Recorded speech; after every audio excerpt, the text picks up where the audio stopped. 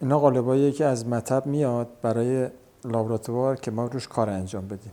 دندون تراش خورده مشخصه. اینا دندونای تراش نخورده است، این دندون تراش خورده است.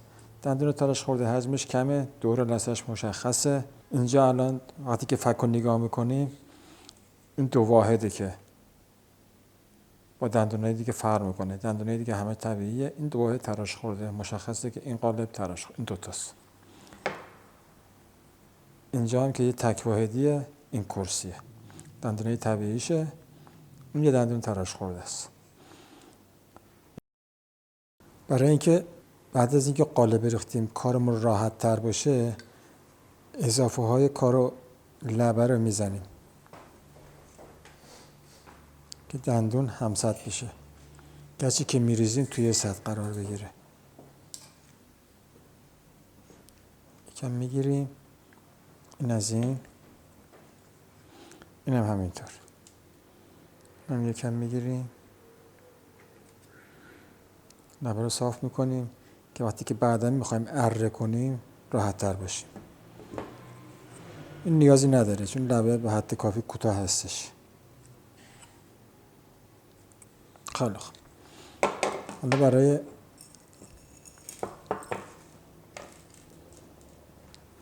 جاهایی که میخوایم پین بذاریم رو مشخص میکنیم. این یه دندونه،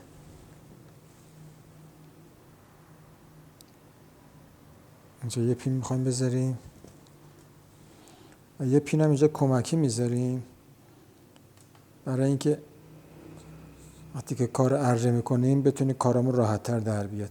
این طرف هم متحرک میکنیم، این ور ثابت میشه. بعدی اینم یه تک واحدی اینجا داریم، یه پین اینجا میذاریم، یه پین هم کنارش که بتونیم متحرکش کنیم.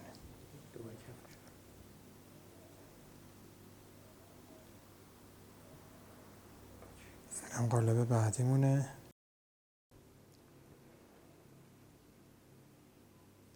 پین اینجا،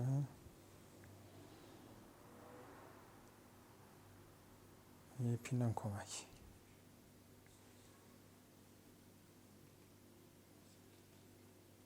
برای کارهایی که ریزه، مثلا از پرمولر تا سانترال، از پینای ریز استفاده میکنیم. برای کرسیا از پینای درشت. قالبی که میخوایم بریزیم روش کار انجام بشه، یعنی دندونی که میخوایم وکساب بکنیم، اولین گچی که میریزیم گچ ویل میکسه. با گچ ویل میکس درست میکنیم چون محکم ترین گچ توی دندون سازی ویل میکسه. بعد مولدانو و گچ سفید که بعداً روی قالب‌ها رو میخوایم بریزیم. هم زدن گچ خیلی مهمه. پهنی کارتک رو قشنگ روی پهنی کاسه میمالیم، روی صفحه کاسه، دیواره کاسه میمالیم که گچ قشنگ له بشه و دوندوناش از بین بره.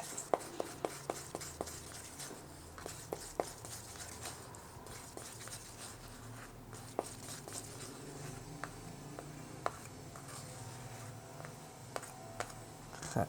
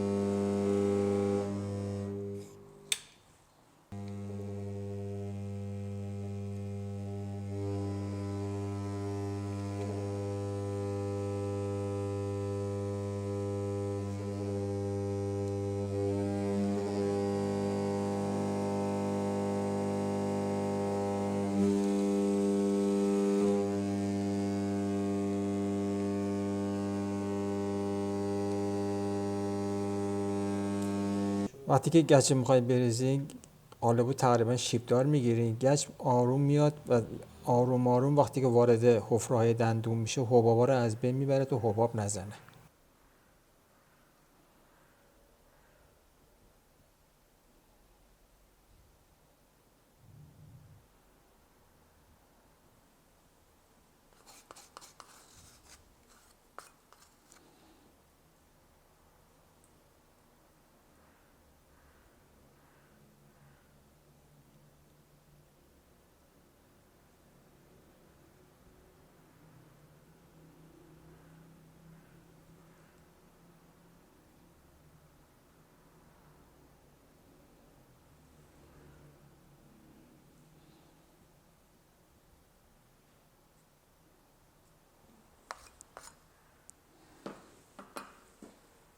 خب این پایه رو به خاطر این گذاشتیم که سطح دندون قالب فک صاف باشه. اگه اینو نذاریم باید دندونا رو یکم شیبدار بزنیم، ولی وقتی که اینو میذاریم زیرشون، این پایه رو این قرار میگیره، پینا رو میتونیم صاف مستقیم بذاریم و هیچ ایرادی پیش نمیاد.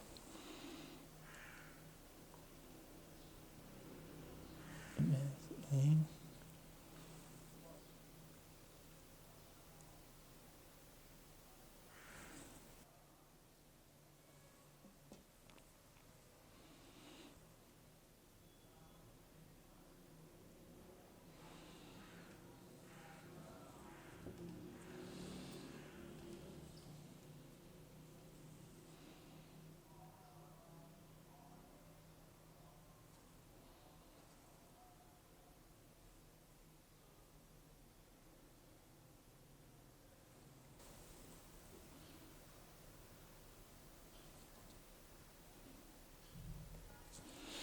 اینا قسمت هایی که میخواد متحرک بشه.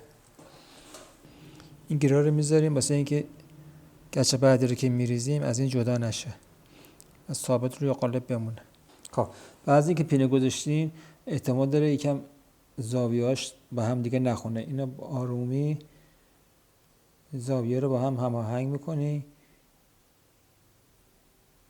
که راحت در بیاد. خب گچمون خوش شده. الان پینه علامت گذاریان رو در میاریم.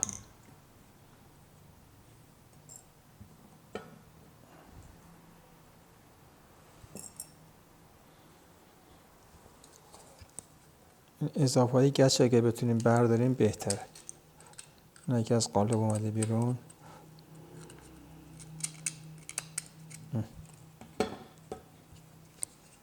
اکسازش میکنیم.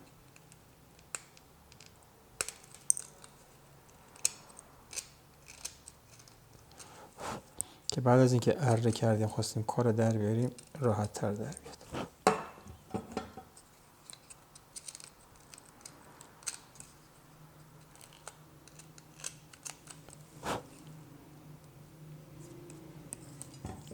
مایع جدا کننده میزنیم. این در اصل بیوفیلم هستش. ما الان به جای بیوفیلم از ریکا استفاده میکنیم. یکم ریکا با آب رقیقش میکنیم، میزنیم.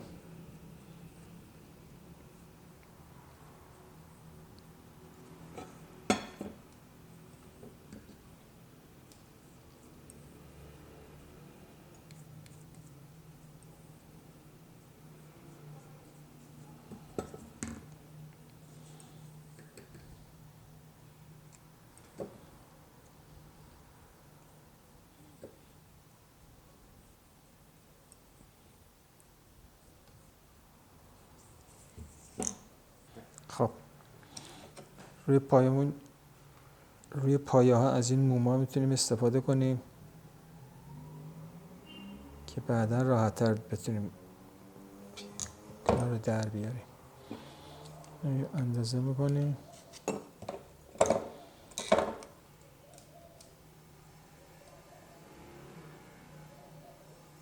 یکم فرو میکنیم روی پین.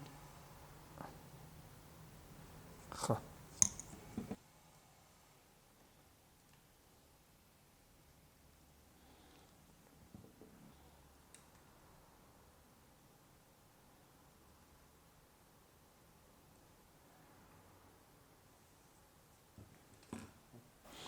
بیس قالبمون رو تعیین میکنیم.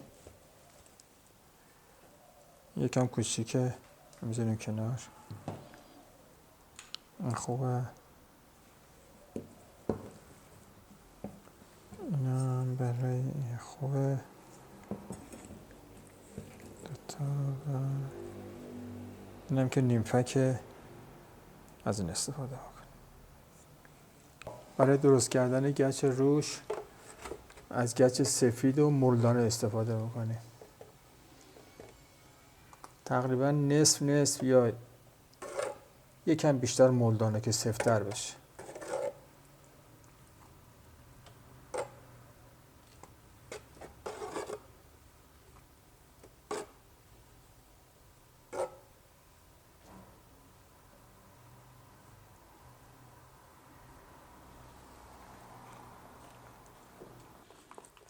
این گچ دوندونه قشنگ با بغل کارت گچ میخوابونیم روی کاسه که اون دوندونه از بین بره.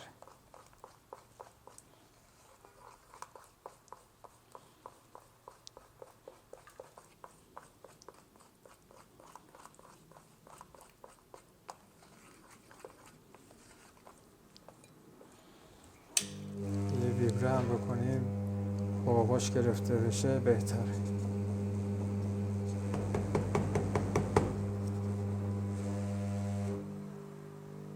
خب گچ از بالا میریزیم قشنگ، باز شیب دارش میکنیم که از دندونه دونه دونه بریزه بیاد پایین.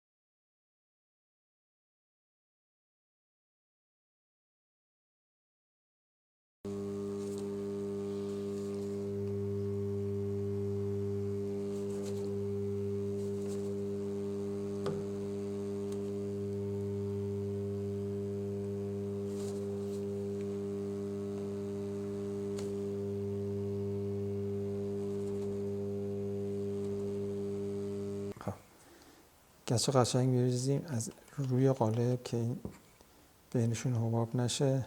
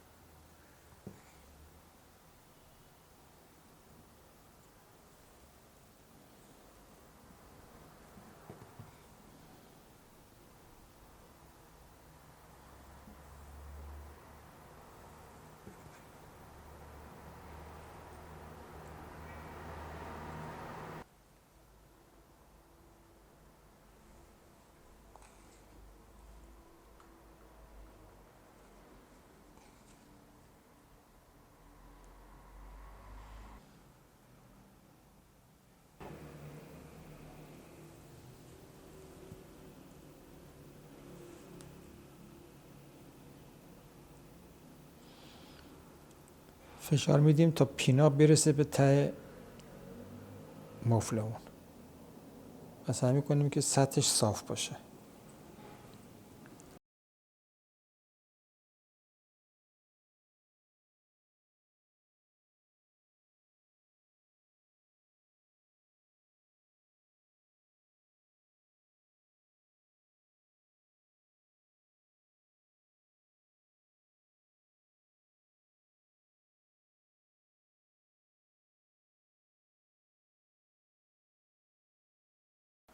بعد از اینکه قالب ریختیم کاسمون رو قشنگ تمیز میکنیم. نگهداری کاسه خیلی هم مهمه برای اینکه بعد از اینکه گچ خوش میشه تمیز کردنش مشکل تر میشه. واسه اینکه دستشوییتون هم نگیره کاسه رو قشنگ گچش رو با آب میشورید تو خود کاسه. من یه ظرف اینجا گذاشتم، این گچ رو میریزم تو این که تو دستشویی زیاد گچ نره. بعد از اینکه قالب برگردوندیم خواستین دور قالب رو بگیرین، یه کمی صبر میکنید گچ یکم خودش رو میگیره که وقتی که دارید دورش رو میگیرید قالب تغییر نکنه، سر جاش بمونه.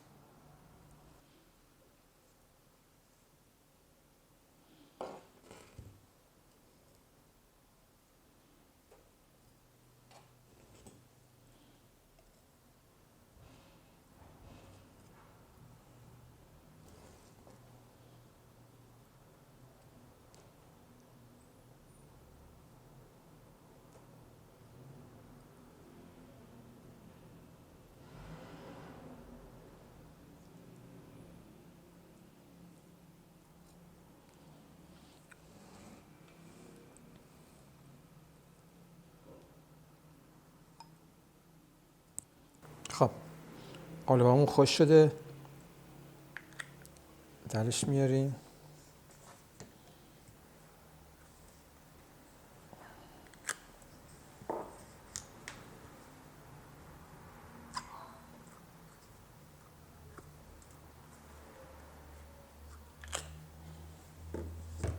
خب بعد از اینکه اینا رو در آوردیم میشوریمشون. خب جای پینامون و مومون مشخصه، آره مومون رو در میاریم.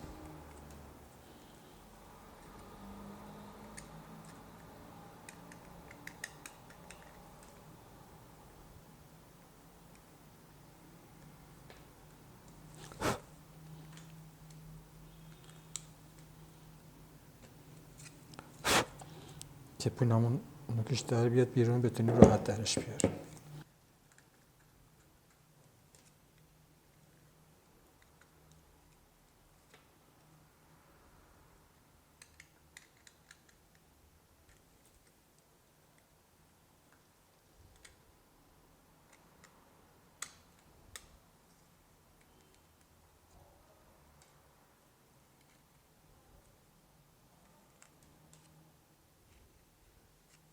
اگه تعداد کارمون زیاد هم باشه بعد که در آوردیم میتونیم با آب جوش هم این موما رو بشوریم.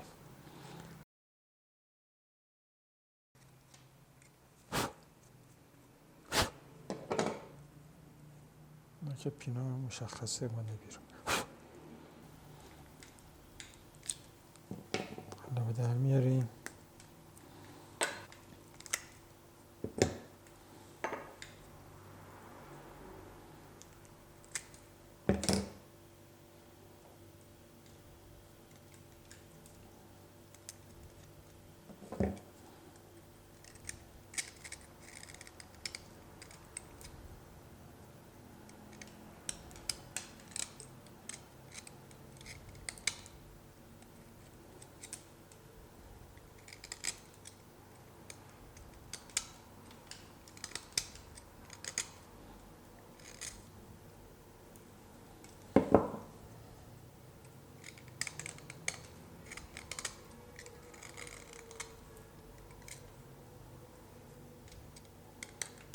صفایی گچه میگیریم که بعدا توی جفتگیریمون با کنتر تداخل نداشته باشه.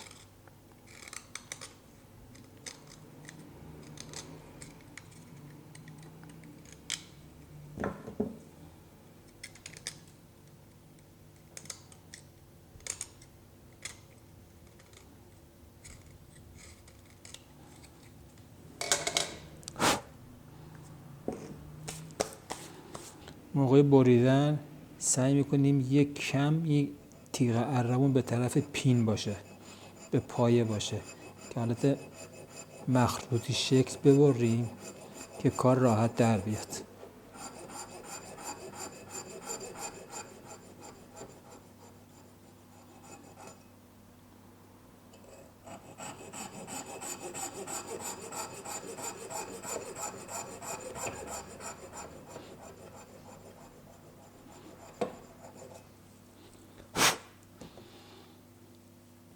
اونجا هم که گفتم لبه کار رو میبریم، این لبه کار رو که بریدیم به خاطر اینکه تو موقعی که اره میکنیم ولمیکسمون زیاد بلند نباشه که بریدنمون دچار اشکال بشه.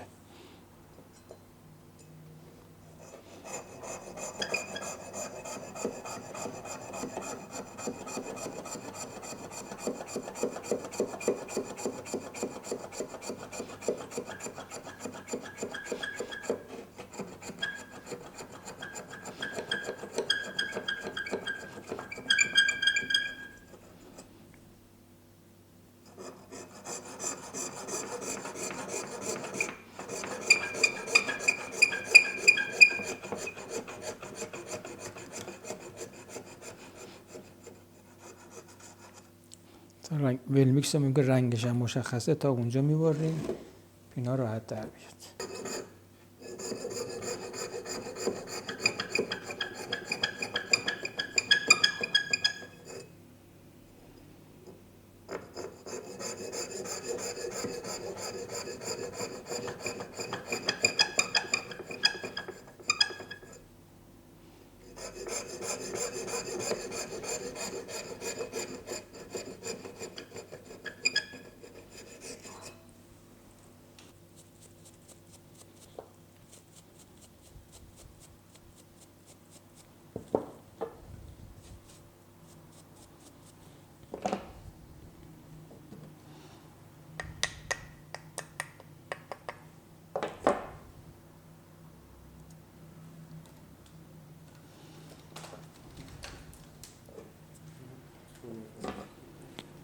پینا رو در میاریم،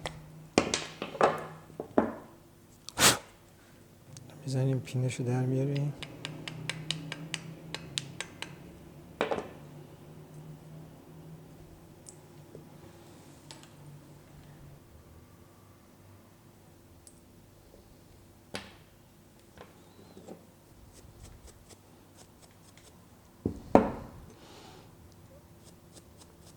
پودر گچه رو که با اره به وجود اومده همه رو پاک میکنیم که بعداً زیر پایه ها نره، که پایه هامونو نظر خوب بشینه.